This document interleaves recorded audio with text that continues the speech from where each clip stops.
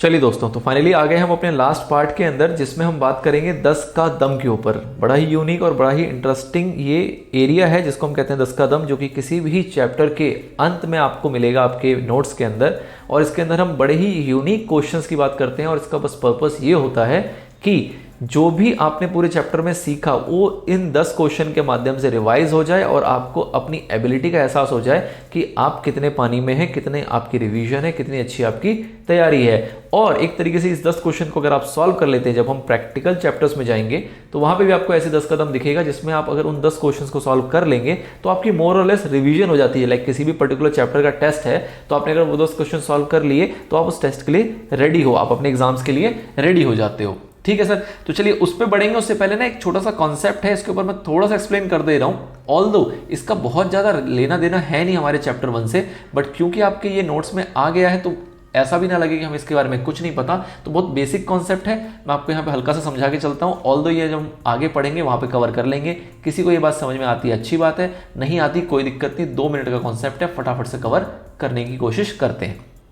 चलिए सर, तो इसके अंदर एक टर्म यूज हो रहा है कॉस्ट ऑफ गुड्स सोल्ड। अब कॉस्ट ऑफ गुड्स सोल्ड क्या होता है, इसको शॉर्ट में हम कहते हैं COGS, मतलब कि जो हमने सामान बेचा उसकी कॉस्ट क्या थी। सिंपल मीनिंग है कॉस्ट ऑफ गुड्स सोल्ड, जो हमने गुड्स को सोल्ड किया है उसकी कॉस्ट क्या थी। जो हमने सेल किया उसको तो हम सेल कहेंगे, और COGS होता है basically cost of goods sold, जिसको अगर हम इसमें से माइनस कर दें तो हम कहते हैं कि हमारा क्या निकल के आ जाता है, प्रॉफिट। जैसे कि एक सामान, कोई भी एक यूनिट है जिसको हमने 100 रुपए में बेचा और उसकी कॉस्ट ऑफ गुड्स सोल्ड जो है, मतलब जिस सामान को हमने बेचा उसकी जो कॉस्ट है वो कॉस्ट है 80 रुपए। दैट मीन्स जो आपका प्रॉफिट है वो कितने का है, 20 रुपए का है। ये तो क्लियर हो गया। लेकिन अब इसके लिए इंपॉर्टेंट क्या है कि आपको COGS निकालना पड़ेगा। अब COGS हम कैसे निकालते हैं, तो किसी भी समझदार इंसान से, जैसे कि आप, अगर मैं आपसे बात करूं कि भैया कुछ ऐसी सिचुएशन आपको दे रहा हूं मैं, वो आप सिचुएशन को जरा समझें। ठीक है, आपने एक बिजनेस स्टार्ट किया, आपके पास शुरुआती में जब आपने बिजनेस स्टार्ट किया आपके पास 20,000 रुपए का स्टॉक पड़ा हुआ है। आपके पास 20,000 रुपए का माल जो है वो यहां पे रखा हुआ है एक कार्टून के अंदर। ठीक है सर, आपने 1,60,000 का माल और खरीदा, आपने परचेज किया, ये ओपनिंग स्टॉक था, आपने 1,60,000 का माल और परचेज किया, तो क्या आपके पास माल और ज्यादा नहीं आ गया? माल बोले तो गुड्स, क्या आपके पास गुड्स और ज्यादा नहीं आ जाएगा? आपका 20,000 का गुड्स पहले से पड़ा हुआ था, आपने 1,60,000 का गुड्स और खरीद लिया, तो आपके पास गुड्स जो है वो अब कितने के हो जाएंगे? सिंपल मैथमेटिक्स, गुड्स जो है वो कितने के हो जाएंगे? 1,80,000 रुपए के। ठीक है सर, इसके बाद जब आप इसमें देखेंगे तो एक लिखा हुआ है परचेज रिटर्न। मतलब क्या हुआ कि परचेज रिटर्न, आपने जो 1,60,000 का खरीदा था इसमें से 10,000 का लौटा दिया, तो मैं इसको कह सकता हूं कि इस 10,000 को इसमें से माइनस कर देते हैं सिंपली, वो परचेज है ही नहीं हमारी। ये जो परचेज था इसमें से अगर मैं रिटर्न्स जो है उसको माइनस कर दूं तो आपका क्या निकल के आ जाएगा?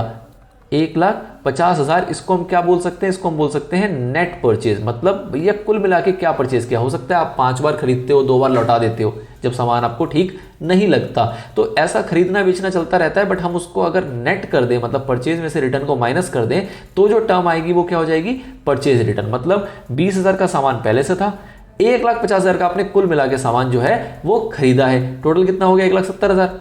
अब जो आपने ये खरीदा उसको खरीदने के लिए आपको कुछ खर्चे लगे, मतलब कि सामान आप लेके आए होंगे, सपोज आपको भाड़ा लगा होगा, आपने कोई कुली वगैरह करी होगी, उसको आपने कुछ पैसे दिए होंगे, तो कुल मिला के इस सामान को लाने में जो खर्चा लगा वो लगा कितने का? 5,000 रुपए का। तो आप क्या 5,000 रुपए अपनी जेब से लगाओगे, या आप बोलोगे कि भैया इसी सामान के ऊपर जोड़ देते हैं? मतलब कि सामने वाले को बोलेंगे भाई साहब ये जो माल है वो 1,50 का नहीं पड़ा है, वो कितने का पड़ा है? 1,55 का। 5,000 का जो भी एक्सपेंस है वो हम इसी में जोड़ देते हैं। यही प्रैक्टिकल नॉलेज है, यही सिंपल आप करते हो। आप ही अगर आप एक व्यक्ति हो जिसके पास 20,000 का सामान था, आप 1,50 का सामान और खरीद के लाए और लाने में आपको 5,000 रुपये खर्च हो गए, तो आप क्या बोलोगे कि ये मैं जेब से भरूंगा या इसको भी मैं खर्चे में ही जोड़ूंगा? बिल्कुल खर्चे में जोड़ेंगे। तो हमने 5,000 का खर्चा भी इसके अंदर जोड़ दिया। ये बात समझ में आती है? तो आप क्या बोलोगे कि आपके पास जो माल है वो कितने का हो गया? 20,000 का था, 1,50 का आपने और खरीदा, 1,70 का हो गया, उसके बाद 5,000 का आपका खर्चा हो गया, तो टोटल कितने का हो गया? 1,75 का। This is your cost, this is your cost. कितना हो गया? 1,75,000 रुपए। अब आपने जो साल का अंत हुआ या महीने का अंत हुआ तो आपने देखा कि भाई साहब कुछ माल तो बचा हुआ है, कुछ माल तो अभी बचा हुआ है। कितने का माल बचा हुआ है?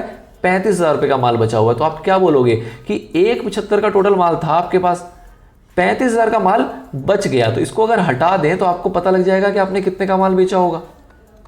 अगर इसको हम इसमें से माइनस कर दें तो आपको पता लग जाएगा कि आपने कितने का माल बेचा होगा। सिंपल मैथमेटिक्स की बात कर रहा हूं यहाँ पे। 20,000 का माल था, 1,50 का हमने कुल मिला के खरीदा जो कि परचेज माइनस परचेज रिटर्न से आया है, और हमने 5,000 खर्च किए। तो कुल मिला के जो आपके पास सामान इकट्ठा हुआ वो कितने का इकट्ठा हुआ? 1,75,000 रुपए का, जिसमें कि आप साल के अंत में कहते हो कि 35,000 रुपए का स्टॉक जो है वो बच गया है। तो कुल मिला के जो आपका स्टॉक है जो आपने बेच दिया होगा, अगर बच गया 35,000 तो बाकी तो आपने बेचा ही होगा ना, तो जो बेच दिया होगा वो कितने का होगा? 1,40,000 रुपए का स्टॉक। इसी को हम बोलते हैं COGS, जो कि आपने सिंपल लैंग्वेज में समझा है। अब इसको अगर फॉर्मूले में उतार दे तो आप क्या बोल सकते हैं कि भैया COGS का फॉर्मूला क्या होगा? ओपनिंग स्टॉक, परचेज को आप ऐड कर दो, मतलब कौन सा purchase? Net purchase. Net purchase की डेफिनेशन क्या हो सकती है? Purchase minus purchase return. और अगर कोई डायरेक्ट एक्सपेंस है तो उसको उसमें जोड़ दो, और अगर कुछ क्लोजिंग स्टॉक बच जाता है तो उसको उसमें से हटा दो। तो जो निकल के आएगा that is your cost of goods sold, which is 1,40,000, जो कि हमने इस तरीके से सॉल्व किया है। तो ये 1 मार्क्स 2 मार्क्स में इस टाइप के क्वेश्चन आ जाते हैं, जिसमें आपको 4-5 बातें दी होती हैं, जोड़ घटा करके आपको COGS निकालना होता है। लेट से इसी क्वेश्चन में आपको सेल्स दिया होता, 2 लाख रुपए, और आपसे कहता कि बताओ प्रॉफिट कितना है, तो आप क्या बता पाते? नहीं बता पाते। बिल्कुल बता देंगे साहब, इसमें क्या दिक्कत है? COGS हमने निकाल लिया 1,40, कह रहे हैं सेल्स के 2 लाख रुपए का, मतलब जो माल हमने बेचा है 2 लाख रुपए का, उसकी जो लागत थी, उसकी जो कीमत थी वो कितनी थी? 1,40। तो आपने कमाया कितना? 60,000 रुपए। फॉर्मूला क्या बनेगा? Sales minus COGS, as simple as that. बहुत बड़ा रॉकेट साइंस नहीं है, सिंपल कॉन्सेप्ट है, प्रैक्टिकल है। आगे आप कई चैप्टर्स में इसको करेंगे, फिलहाल फर्स्ट चैप्टर में इसका बेसिक्स था तो मैंने आपको यहां पे क्लियर करा दिया। सेम पैटर्न पे आपका क्वेश्चन नंबर 2 है, आइए फटाफट से उसको भी देख लेते हैं। ओपनिंग स्टॉक कितना है? 40,000 रुपए। इसमें आप नेट परचेज दिया हुआ है 2 लाख रुपए, ठीक है। इसके बाद आपको वेजेस दिया हुआ है कितना? 10,000 रुपए। Wages a kind of expense, जैसे कि वेजेस क्या हो गया? आप जो आप अपने लेबर्स मजदूर को देते हो उसको हम वेजेस कहते हैं। तो 10,000 रुपए का आपको वेजेस दिया हुआ है, और क्लोजिंग स्टॉक कितने का है? 30,000 रुपए का, और परचेज रिटर्न कितने का दिया हुआ है? 5,000 रुपए का। बस यहां पे आपको चतुराई क्या दिखानी है? बताओ सर, चतुराई क्या दिखानी है कि जो आपको ये परचेज दिया है, क्या ये परचेज है? क्या ये परचेज है जो कि पिछले क्वेश्चन में था, या फिर ये नेट परचेज है? नेट परचेज का मतलब क्या हुआ कि इस 2 लाख में ऑलरेडी ये 5,000 क्या किया हुआ है? हमने माइनस किया हुआ है। 2 लाख में ऑलरेडी 5,000 क्या किया हुआ है? माइनस किया हुआ है। अगर मैं बोलूं कि परचेज कितना रहा होगा, तो परचेज रहा होगा 2,05,000 रुपए, जिसमें से कि मैंने माइनस कर दिया कितना? 5,000 रुपए का रिटर्न, और मेरा नेट परचेज कितने का निकल के आ गया? 2 लाख रुपए का, जो कि सवाल में दिया हुआ है। तो सवाल में ऑलरेडी अगर नेट परचेज दिया हुआ है तो क्या मैं परचेज रिटर्न को फिर से माइनस करूंगा? क्या कोई लॉजिक नहीं है उस बात का। जब मैंने पहले ही माइनस करके डाटा दे दिया तो ये आपको दिया हुआ है कंफ्यूज करने के लिए, आपको डराने के लिए दिया हुआ है। तो इस सवाल में इस पॉइंट का कुछ नहीं करना, आपको इग्नोर कर देना है। इस बात को ऐसे समझिए आप कि जब आप किसी शादी में जाते हैं खाना खाने के लिए, तो वहां पे अगर 10 स्टॉल लगे हैं तो दैट डजंट मीन कि आपको 10 के 10 स्टॉल वहां पे टेस्ट करने हैं, या फिर आप 10 के 10 स्टॉल टेस्ट करते होंगे। आप कौन सी चीजें इसमें से उठाते हैं? स्टॉल में से कौन कौन सी चीजें आप कंज्यूम करेंगे? जो जो आपको क्या लगती हैं? रेलेवेंट अपने लिए। हो सकता है किसी इंसान को कोई 8 व्यक्ति कोई 9 आइटम लगता हो, किसी को कोई 8 लगता हो, किसी को कोई 2 ही आइटम लगता हो, बट द पॉइंट इज कि those are relevant only that should be consumed by us. मतलब अपने को वही डाटा यूज करना है जो हमारे लिए रेलेवेंट है, जो इररेलेवेंट है उसको जैसा का तैसा छोड़ देंगे हम, ठीक है सर। तो ओपनिंग स्टॉक 40,000, परचेज जोड़ दिया 2 लाख, कितना हो गया? 2,40, 10,000 और जोड़ दिया कितना हो गया? 2,50, और 30,000 को माइनस कर देंगे कितना हो जाएगा? 2,20,000। ये क्या कहलाएगा? आपका cost of goods sold. Answer खत्म, ठीक है सर। तो ये प्रैक्टिकल क्वेश्चंस थे जिसके अंदर हमने कैलकुलेशन करना सीखा है। ये हमने जस्ट डिस्कस किया बिफोर आर 10 कदम। अब 10 कदम के अंदर जितने भी सवाल हैं वो सारे के सारे मोरलेस आपने देख लिए होंगे। ये तब ज्यादा फायदा देता है जब आप कुछ टाइम के बाद फर्स्ट चैप्टर पे आएंगे। सपोज 2 महीने के बाद आप फर्स्ट चैप्टर पे आते हैं तो आपने इतने क्वेश्चन रिवाइज किए, आपका काम हो गया, पीछे के सारे पेजेस पढ़ने की आवश्यकता नहीं है। अगर आप इसको अटेम्प्ट कर पा रहे हैं तो इसको आप, कुछ बच्चे ऐसे भी कह सकते हैं, जो कुछ बच्चे इस जोन में होते हैं कि सर आप ऐसा करो ना, इतना बड़ा चैप्टर कराया, आप इंपॉर्टेंट क्वेश्चंस मार्क करा दो, हम वो याद कर लेंगे, या इंपॉर्टेंट क्वेश्चंस मार्क करा दो जो हम पेपर के लिए बार बार पढ़ेंगे, बार बार रिवाइज करेंगे ताकि हमें वो याद रहे और हमसे गलती ना हो। तो this is your important question, this is the list of important question, जिसको मैं किस लैंग्वेज में कहना पसंद करता हूं? 10 का दम, ठीक है सर। तो 1 मार्क्स क्वेश्चन क्या है? Give the meaning of accounting, पता है सर हमें, कोई दिक्कत नहीं है, हमें आता है। तो what do you mean by book keeping, ये भी आता है सर हमें। इज अकाउंटिंग अ साइंस और आर्ट? यस, दोनों होता है, एक्सप्लेन कर देंगे सर, कोई दिक्कत नहीं, पीछे हमने करा हुआ है इसको। Write down one advantages of accounting. अरे सर इसमें क्या है, एक एडवांटेज क्या, हम तो 5-7 बता देंगे, कोई दिक्कत नहीं है।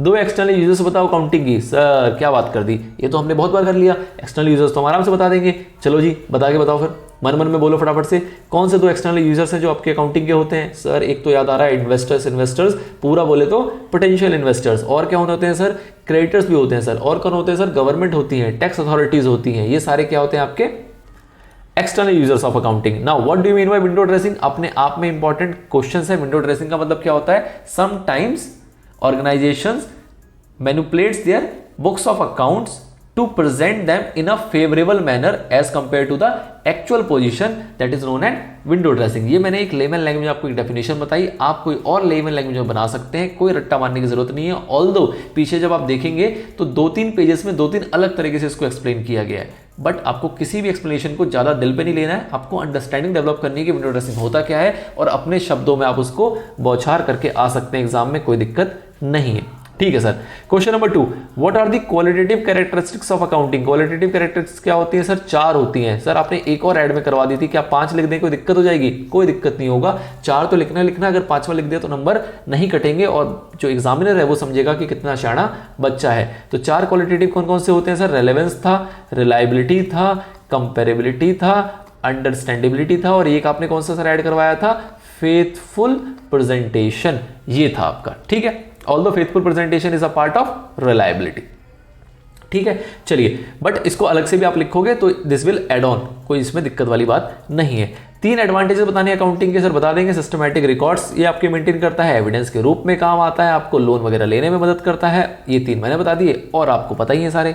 मेन फंक्शंस बताओ अकाउंटिंग के, सर हमने पीछे पढ़े हुए हैं, कोई दिक्कत नहीं है। लिमिटेशंस बताओ 3 अकाउंटिंग है। 3 लिमिटेशंस क्या हो सकते हैं? कि प्राइस लेवल चेंजेस को इग्नोर करता है, हिस्टोरिकल कॉस्ट पे काम करता है, आपका विंडो ड्रेसिंग कर सकता है, यहाँ पे करेक्ट अगर ह्यूमन इंटरवेंशन है तो इसके अंदर पर्सनल जजमेंट के द्वारा आपके जो ट्रांजैक्शंस होते हैं वो इन्फ्लुएंस्ड होते हैं थ्रू पर्सनल जजमेंट्स, और यहाँ पे ह्यूमन एरर्स या फिर अगर अच्छे से अकाउंटिंग प्रिंसिपल्स अप्लाई नहीं किए गए या फिर उसके अंदर कोई एरर या ओमिशन हो जाए तो जो आपका प्रॉफिट रिवील होता है वो एक्चुअल प्रॉफिट रिवील नहीं हो पाता। These all are the limitations of accounting. 3 objectives बताओ बुक कीपिंग के, तो बुक कीपिंग ऑब्जेक्टिव्स क्या है आपका? Recording of transactions to help in maintaining books of accounts and to provide the recorded data for the purpose of accounting। these are the objectives of accounting। now differentiate करना है book keeping accounting में, आराम से कर देंगे। Book keeping की definition लिखो, accounting की डेफिनेशन लिखो, बोलो बुक कीपिंग जहां खत्म होता है अकाउंटिंग वहां शुरू होता है। इसको जूनियर लेवल स्टाफ करते हैं, इसको सीनियर लेवल स्टाफ करते हैं।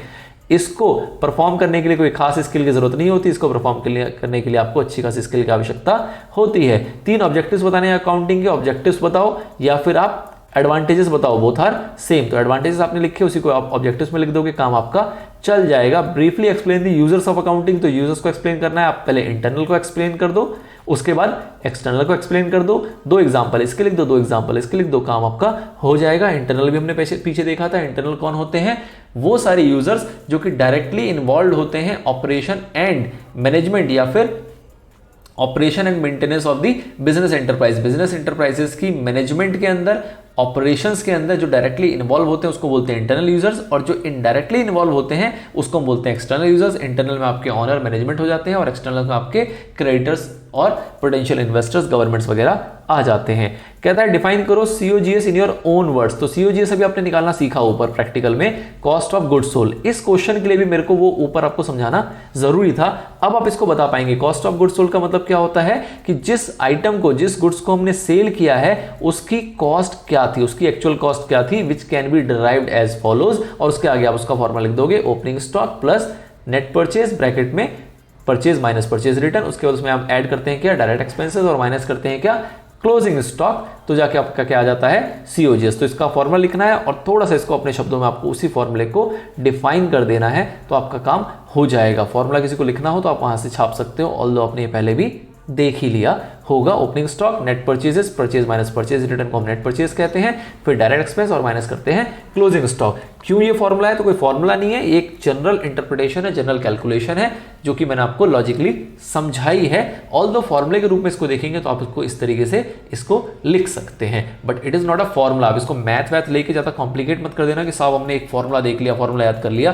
This is a simple concept, कोई फॉर्मूला नहीं है, कोई रॉकेट साइंस नहीं है। तो this is the way how we completed our first chapter. हमने फर्स्ट चैप्टर अपना पूरा डिटेल्ड में कवर कर लिया है, बहुत सारा टाइम दिया है। ऐसे ही टाइम हम बाकी चैप्टर्स को भी देंगे। क्यों? क्योंकि आपकी फाउंडेशन जो है वो यहाँ ही से मजबूत होगी और उसको हमें बहुत ज़्यादा मजबूत करना है, ताकि 11th छोड़िए, 11th के आगे आप 12th, ग्रेजुएशन, पोस्ट ग्रेजुएशन, कोई प्रोफेशनल कोर्स कुछ भी करने जाएं तो ये फाउंडेशन आपकी कितनी मदद करेगा उसका अभी आपको उतना अंदाजा नहीं होगा, बट आगे जो लोग जा चुके हैं आप अगर उनसे बात करेंगे तो वो आपको ये चीज़ बताएंगे कि सर 11th क्लास की जो बेसिक्स हैं, 11th क्लास के जो भी कॉन्सेप्ट्स हैं, वो जितना ज़मीर में उतार लोगे ना वो जीवन भर काम देगा। इतना प्रैक्टिकल, इतना लॉजिकल और इतना इंपॉर्टेंट है ये। ठीक है सर, तो ज्ञान बहुत हो गया, फिलहाल के लिए इतना ही। This is our completion of first chapter. Chapter 2 भी कंटिन्यू करेंगे। फिलहाल लेते हैं एक ब्रेक और ब्रेक के बाद मिलते हैं चैप्टर 2 के साथ। ठीक है सर।